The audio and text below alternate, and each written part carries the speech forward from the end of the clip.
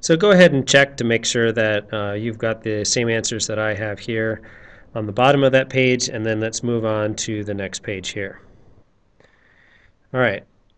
So this one is a little bit different here because if you notice that the last term has a negative. Well, what kind of numbers multiply to get a negative? Again, I still set this up with my two sets of parentheses for two different binomials. In order to get x squared, I'm going to have x times x. The numbers that multiply to get a negative number, one of them has to be a negative and one of them has to be a positive.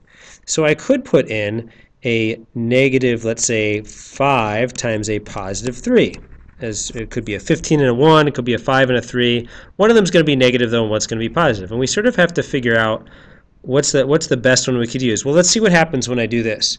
If I check this one by multiplying, I get x squared plus 3x minus 5x minus 15, which is x squared minus 2x minus 15. Uh-oh, I got a minus 2x. It turns out that my minus 5x was a bigger integer here than the positive 3, and so the minus 5 was more negative than this one was positive, I should say, and that came out to a minus 2. Well, it would be much better if this was a plus 5x and a minus 3x. That would be a plus 2x.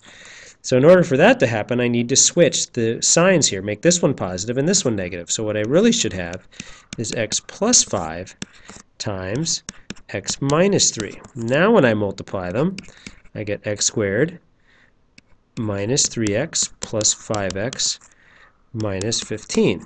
And then add the like terms. Now I get the plus 2x that I was looking for, and now I've got the right answer.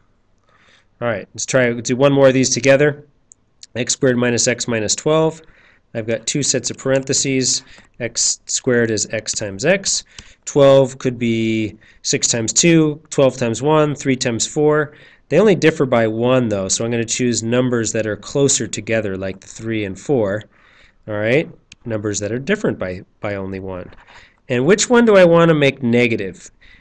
And which one do I want to make positive? If it's going to end up with a negative middle term, I want my bigger one to be negative and my smaller one to be a positive. That way, when I multiply, I get x times x is x squared, x times 3 is plus 3x, minus 4, I get a minus 4x, minus 4 times plus 3 gives me minus 12. And now, when I add the like terms, I'm going to get that minus x term there, and I have what I'm looking for. Go ahead and try to finish off that page, and then check the next video once you get to the next page.